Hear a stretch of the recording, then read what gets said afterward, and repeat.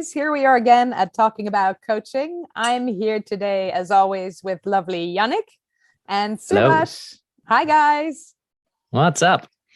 So today we've got a really awesome question. It's on the subject of supervision. The question really is, how essential, how important is supervision to me as a coach?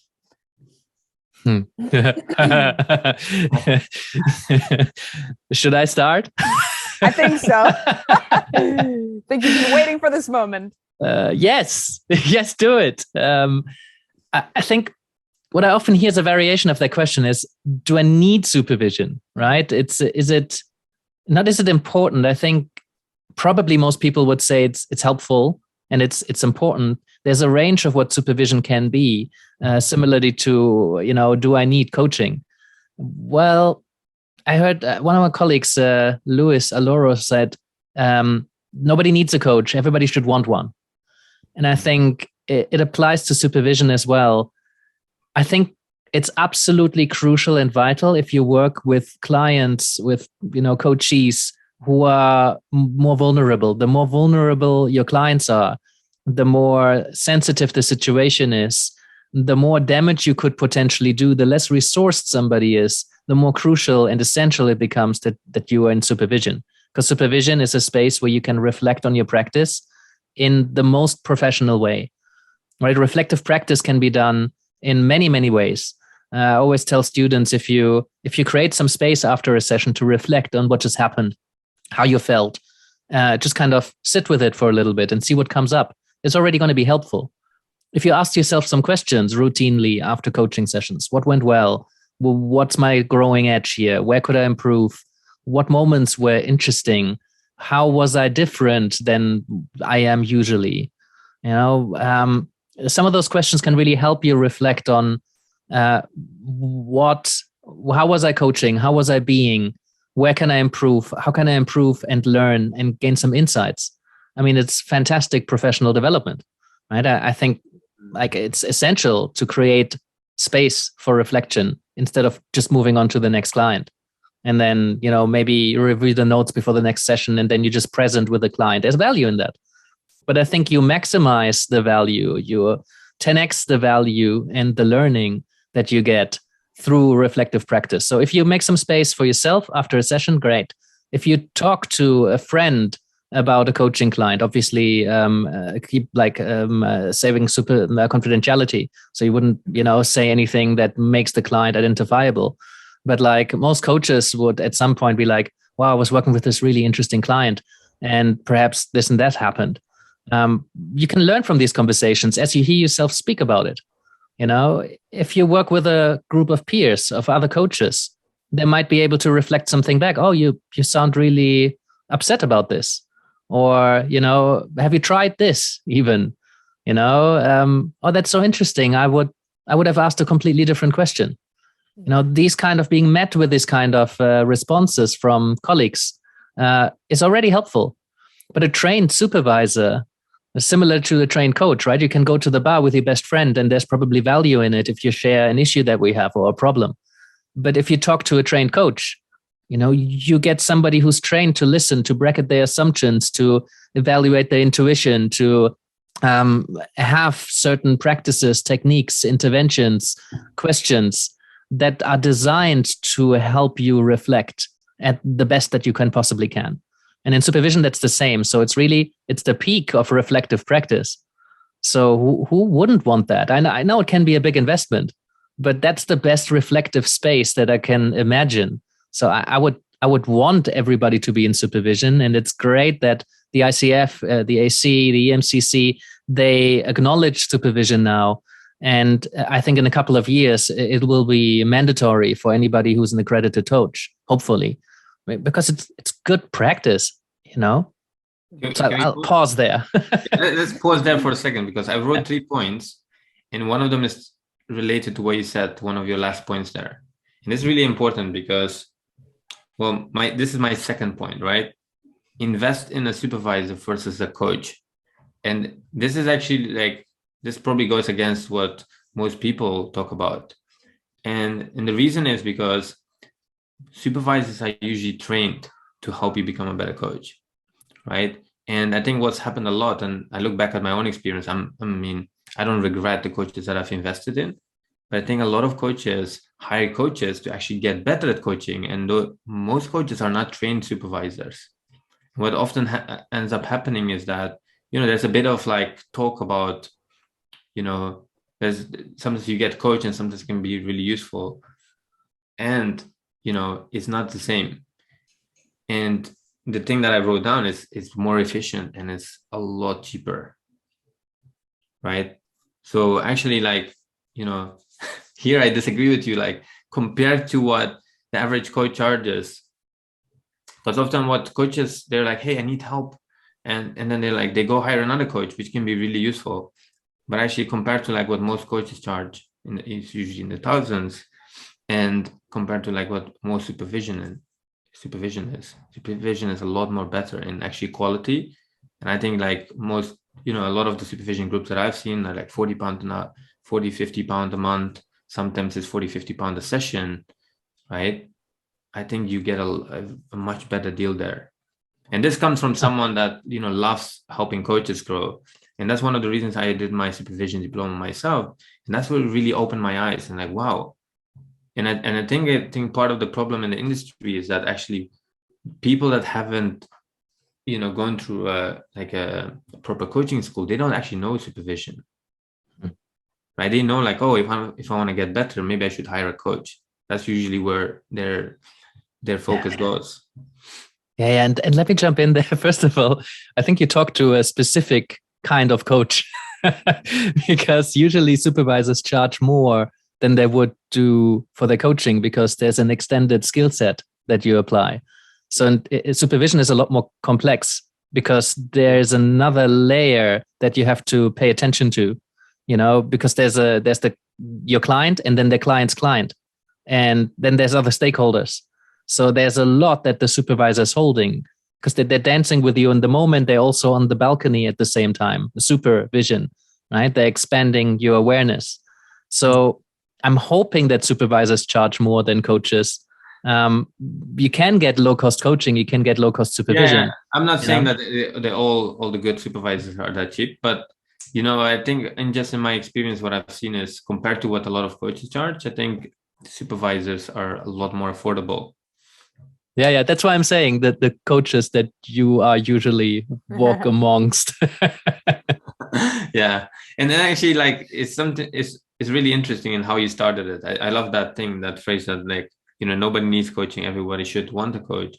For me, the difference between a coach that has a supervisor, and it's not something that and you can disagree with that, right? That you need all the time. But I think the difference between someone that uses a supervisor from time to time and someone that never does that is the difference between an amateur and a professional. Yeah. Right. Yeah. And yes, maybe after 6 months of supervision, you say, okay, let me take a break and I'm doing well. But I think that's really the difference between someone that doesn't try it at all or is not open for it. For me, that's like, and I think that's a bold statement, but it's the difference between an amateur and a professional. Because, you have so many blind spots as a coach. If you really want to do a great job, you need someone else to, you need that space where, you're talking about the work that you do. Yeah, absolutely. And I got to jump in there, right? Because you can, for example, record your sessions if it's okay with the client, obviously, and then rewatch them. There's a tremendous amount of blind spots that you can see just by positioning yourself outside of that. But another thing that you said is super important because I encourage all of my supervisees to attend supervision regularly, regardless of how well or horrendous their coaching practice is going right now. Right? In reality, unfortunately, I think there is like people don't book supervision sessions very often unless there's something wrong or they're stuck or it's a difficult client. Right? I had a few supervisees who say, "Oh, I want to put supervision on hold because it's going really well." Now you're missing out on a huge amount of learning. In groups, I run quite a lot of groups now. What I hear most often when somebody says, I don't really know what to bring today. Maybe I only have like a little small thing. If somebody doesn't know what to bring, I usually say, well, how about your last session? Just the last session that you had. There's always so much learning in there. right? Because what has gone well is something you can build on. And as you said, Siawash, that there are always necessarily blind spots. And what I hear most often is, I really didn't think there was anything there. And this was so valuable. So, I don't force supervisees at the moment to book sessions, once a month, once a quarter, every 2 weeks. Recommended is about 1 hour of supervision for every 15 hours of coaching. That's what the professional bodies recommend for accreditation, the AC, for example. But there's so much to learn, right? So for me, it's not about regulation, what you're supposed to do, what the professional bodies say. Like, I want more than 1 hour per every 15 hours. I see my supervisor monthly. I should probably see her more often, given the amount of coaching that I do. But to bring someone to supervision to explore something that went really well, I can almost guarantee there's so much learning in there. Really cool. I mean, I don't have a lot of experience to contribute to this conversation. I did, however, I was looking for supervision at one point when I was busier than I currently am, because currently I'm dividing my time a bit differently. But I did, in the end, get someone who was training as a supervisor, which worked for me at the time. And I did 5 sessions with them. And I found it incredibly valuable. So even though they just trained, absolutely, that kind of self-reflective practice, I got so much out of those sessions. So there's no doubt, as soon as I can, I will be going back into supervision as well. Mm-hmm. Yeah. And there's, sorry, go on, Siawash. Yeah, I was just going to say, that's a great opportunity, because there's always people training to become supervisors. So it's a great opportunity for coaches to go and experience it at a very affordable rate. Yeah. Oh, hit me up. I connect you. I train supervisors regularly. They're all looking for practice clients. Amazing. The other thing I wanted to say still is that coaching coaches, I see quite a lot of the supervisors that become supervisors, they end up coaching coaches on their practice. And there's a difference between coaching someone and supervising someone. Obviously, it depends on your framework, but in supervision, as I see it, there's generally 3 functions. There's a normative, a formative, and a restorative function. A restorative just is focused on the well-being of the coach. How are you doing? Are you okay? We can hold quite a lot of emotional energy. There's a lot that we carry. And just having a release, letting some of that go, having somebody to discuss a difficult client or a heavy story that we might have heard, or something that affects us because of our own story. Maybe we really resonate with somebody's struggle and it brings up stuff from our past. So there's a function of just like being okay. There's a formative function, which is about what are we doing? And this is often what people regard supervision as. This is about what I do with my client. What are the interventions? What are the techniques? What is the approach? Right? And while that is helpful and important to reflect on, there's also a normative function, which is what are the ethics of this? What might my professional body say? If I'm coaching within an organization, are there other stakeholders that maybe I should pay attention to? In organizational coaching, there is a client that pays the bills, and there's a client that is going to be in the room that you're working with. If you're supervising within an organization, maybe there's a particular style of coaching that you're not policing, but where you want to keep the coaches that you're supervising on track and aligned with the values of the coaching agency or the organization, for example. Expects you to do a certain style of coaching to some degree, right? With some flexibility, obviously. Other coaching agencies might have that as well. So depending on the context of the supervision, there is some form of authority.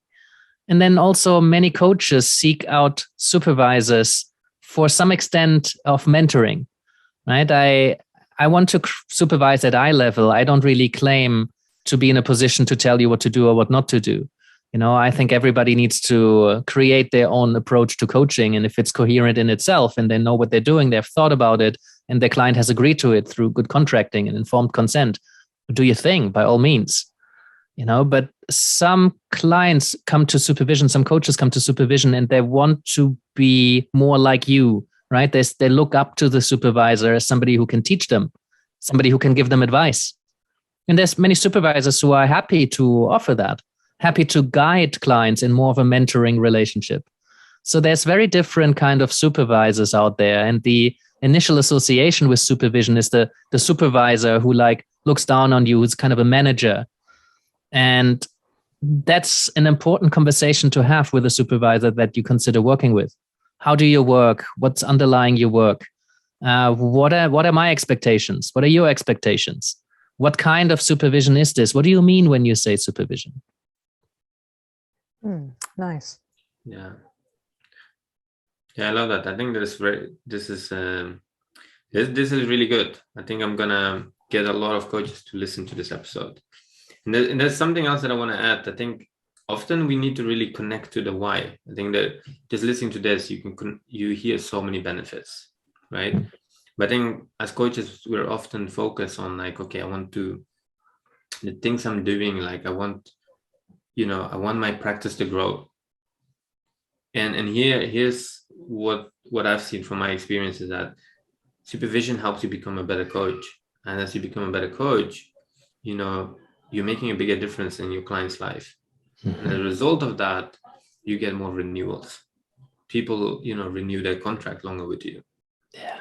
And as a result of that, you get more referrals, right? And this is this cycle created that, people get more out of coaching, right? So they talk more about the coaching and more likely to renew with you. And I think it's just beautiful because as you get better and better, you just start seeing, like the thing that I wrote down here on iPad is that, I think the return of investment on supervision is like at least 10 times. And sometimes you don't see it directly, but I think it's like you'll start seeing it in the next session or the session after that. And it's like your levels of awareness is growing. And I think something that we learned in our supervision diploma is about also, I think a good supervisor helps the coach kind of build that inner supervisor, right? And it's like your levels of awareness go to a whole different level. Like you start thinking differently about your work. You're constantly looking at like, hey, what am I doing well? What can I improve? What else could I do here? Let me look at this from a different eye. Let me look at this from a different way. Beautifully said. Nice. Shall we leave it here then? Yeah, wonderful. I definitely feel inspired to get back into supervision. So thank you. Yeah. Cool. Thank you very much, guys. Sorry, go on. Right. I think in these podcasts, I don't think we don't. There's nothing on offer for people, but I think it'll be useful maybe if we put some links in terms of where can people read a bit more about supervision. Maybe we'll put something there like where can you probably know the world of supervision a lot better. It's like what are some recommendations? Where can people start? Yeah, there's a couple of good directories, and also you can just Google, find a coaching supervisor. Talk to some coaches, ask them about supervision. That's really important to me, right? Because the more we have conversations about supervision, the more people will respond to that. If you ask coaches that hey, who's your supervisor? And they might say, I don't have one. Or they might say, I'm working with somebody amazing. You should talk to them because, usually coaches are very happy to share their supervisors. Maybe not so much with coaches. There's some hesitancy, but it's a good question to ask. Yeah, I'm laughing because in 6 years, I think nobody ever asked me like, who's your supervisor? I've got a lot of questions like, who's your coach? But I think it just, again, reflects about how little actually coaches think about supervision. And again, I think I'm in different circles and I see, in the circles where coaches are getting qualified, they're thinking about it. And it's often now part of the qualification process. And I think that's incredible. Yeah. I think, we have another side where, coaches are popping up like like mushrooms. And I think, unfortunately, there's not a lot of, they don't see that. They don't see that importance. Yeah. Oh, there's one point I need to make still, because I've seen once, as you mentioned, coaches that you talk to, there's some super high profile coaches that put a message out of, I don't work with a coach or with a supervisor because there's nobody better than me. Then there's also coaches who say, who might be a bit concerned about going into supervision because the supervisor might question how they work. And if you're quite established already and you build a successful practice, I think there's coaches out there who are like, if I go to supervision, maybe I'll find out that I'm wrong on some level, or maybe the supervisor will disagree with me. It's good to pick your supervisor in a way that you work with somebody who will not tell you that you're wrong, but who will hopefully question how you work. And I think it's important that as coaches, we're open to question ourselves, that we're open to receive critical thinking about how we do things and why we do things. So if we can get that message more out there and counter the messages of the supervisor needs to be somebody who's way more experienced than you and way better than you. It's not true. I work with plenty of supervisees who, there's a few of them who work with top leadership teams, executive team coaching. I don't do any team coaching at this time. I don't spend most of my life in organizations and organizational coaching, but it's not really what it's about. It's a reflective space. And sometimes somebody who comes in from the outside and doesn't understand your approach at all can be really helpful to ask you questions and hold space for you to think about your practice. So it really doesn't need to be somebody who's better than you or even with more experience than you. It just needs to be somebody who understands supervision, the 3 functions, and who's able to hold space so you can reflect. So that's my last words for now. Wonderful. Cool. Thank you so much. We're out of time. Thank you for making the time, guys. I really appreciate you. And if there's great supervisors out there, that maybe people who are listening to this or watching this, if you work with somebody fantastic and you say, this is somebody I'd really want to have coaches go to, please post your supervisor. Rave about your supervisors. Ask people who their supervisors are. Let's have the conversation about supervision. Okay, shut up now. Guys, thank you. Thank you. Bye. All right. Thank you.